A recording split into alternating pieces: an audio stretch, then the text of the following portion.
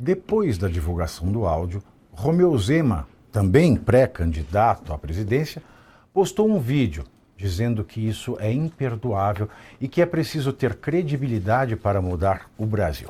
Acompanhe. Flávio Bolsonaro, ouvir você cobrando dinheiro do Vorcaro é imperdoável. É um tapa na cara dos brasileiros de bem. Não adianta nada criticar as práticas de Lula e do PT e fazer a mesma coisa. É preciso ter credibilidade para mudar o Brasil. Minutos depois da revelação do áudio, Flávio, que já tinha aparecido na manhã do dia de hoje, numericamente atrás de presidente Lula, na rodada de pesquisa da Genial Quest, caiu, e esse é o ponto mais crítico para sua campanha. Flávio Bolsonaro, minutos depois dessa revelação, caiu 13 pontos percentuais nas apostas Polymarket sobre quem deve vencer a eleição presidencial deste ano. E mais importante, porque quem aposta, aposta para ganhar. No início do dia, Flávio aparecia com 43% nas projeções da plataforma. Já às 16h20, o índice havia recuado para 30%. Romeu Zema avançou para 8,6%, enquanto Lula segue na liderança do mercado de apostas com 43%.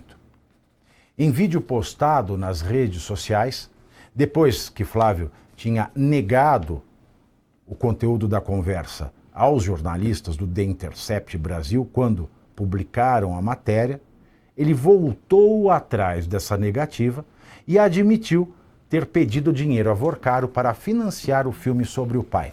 Mas, aí o alemão põe, para financiar dinheiro sobre o pai, Jair Bolsonaro. Ninguém sabe que o Flávio é filho do Jair Bolsonaro, né? Aí ele fala que é para contextualizar. Mas o sobrenome né? não é Flávio, o nome não é Flávio Bolsonaro. Mas é essas coisas do alemão aí, para contextualizar, né? Que ele acha que alguém talvez ainda não saiba que o Flávio é filho do Jair Bolsonaro.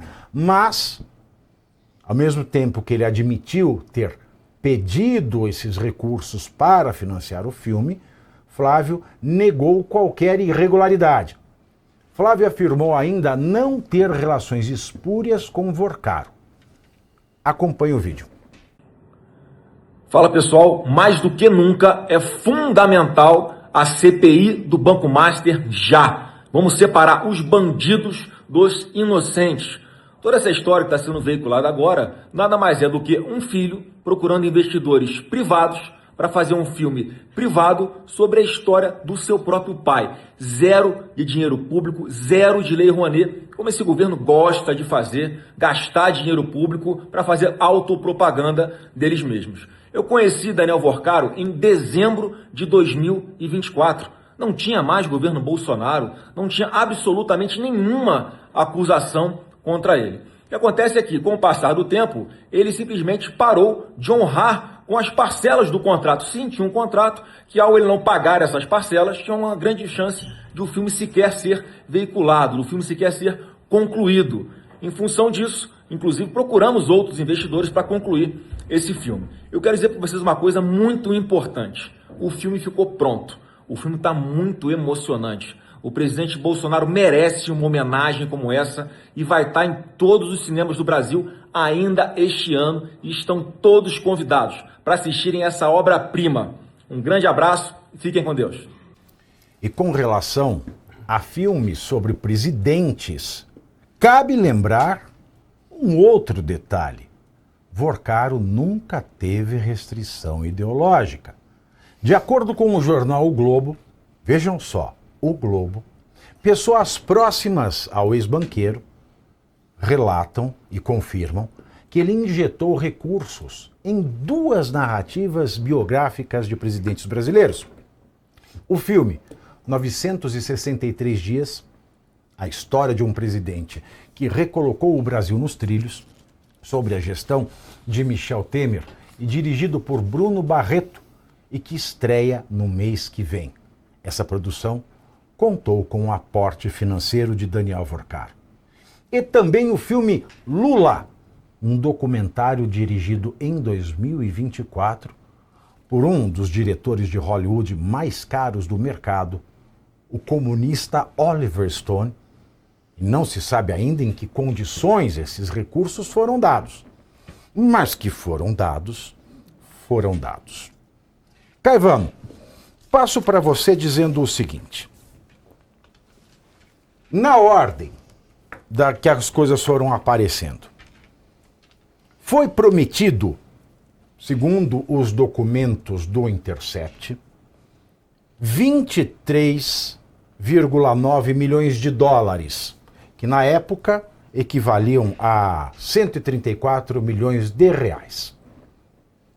E, segundo o próprio Intercept, foi realizado, ou seja, foi efetivamente transferido a esta finalidade, que é produzir o Dark Horse, 10,6 milhões de dólares, cerca, portanto, de 61 milhões de reais.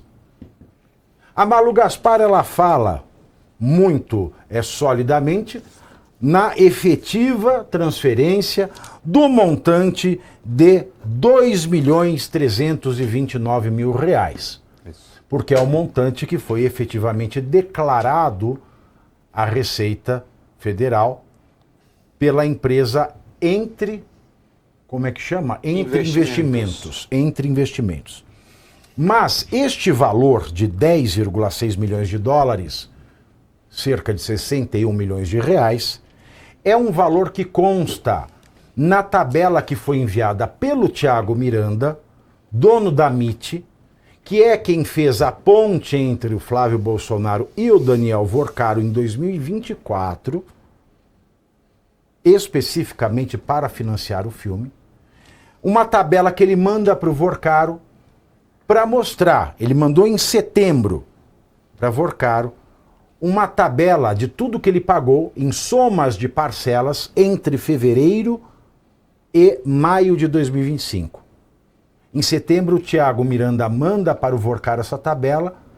Nesta tabela consta a previsão dos 23,9 milhões de dólares e a realização de 10,6 milhões de dólares, faltando, portanto, 13,3 milhões de dólares. É daí que vem esta cifra. Pois bem, todo mundo ficou se perguntando, no Brasil não é crime você patrocinar, nem no Brasil, nem em qualquer democracia que se preze. Perfeito. Patrocínio não é crime. E o Daniel Vorcaro patrocinou geral. Patrocinou o documentário do Lula com Oliver Stone, patrocinou esse filme que vai estrear no mês que vem do Michel Temer, patrocinou o Domingão do Luciano Huck, patrocinou evento da Aston Martin na Inglaterra, comprou os direitos para anunciar na Série D do Brasileirão, direitos comerciais que comprou, inclusive, do dono do portal Metrópolis. Então, efetivamente, o Banco Master e Vorcaro, portanto, que era o controlador do banco, patrocinou geral. Mas, no caso da Aston Martin, no caso do portal Metrópolis, os preços do patrocínio foram preços de mercado. Aí pergunta-se, qual é o preço de mercado de um filme? Bom, varia muito. Os filmes que foram indicados ao Oscar neste ano foram 10. Todo ano são indicados 10. Desses 10, um leva a estatueta de melhor filme.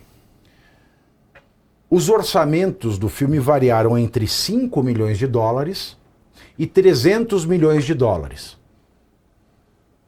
Esse é o pêndulo, vai de 5 milhões de dólares a 300 milhões de dólares. E tudo isso é mais caro à medida que o ator é mais famoso. Portanto, o filme Fórmula 1 com o Brad Pitt custou 300 milhões de dólares.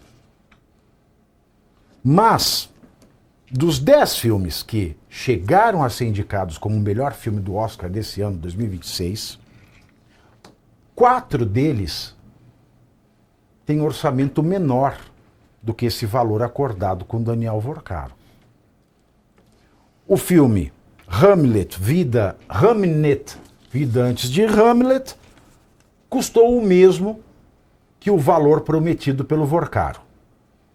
Sonhos de Trem custou 10 milhões de dólares. Valor Sentimental custou menos de 8 milhões de dólares. O Agente Secreto do Wagner Moura custou 5 milhões de dólares. E se a gente for lembrar do Ainda Estou Aqui, esse filme tinha custado 50 milhões de reais, o que à época equivalia a menos de 10 milhões de dólares na cotação da época. Ora, onde é que se quer chegar com isso? Talvez o cachê do Jim Caviezel, né, que interpreta o Bolsonaro no filme, fosse muito caro. Mas segundo informações de um portal que trata do patrimônio de atores e também uma reportagem da Gazeta do Povo de dezembro do ano passado, Jim Caviezel cobrou 150 mil dólares para fazer este filme. Como complicadores, aparece o fato de a produtora deste filme, que se chama, aqui é muita coisa, gente, Karina Ferreira da Gama, dona da Go Up, né, que é a produtora do filme. A Karina Ferreira da Gama, ela está metida em um escândalo com a Prefeitura de São Paulo.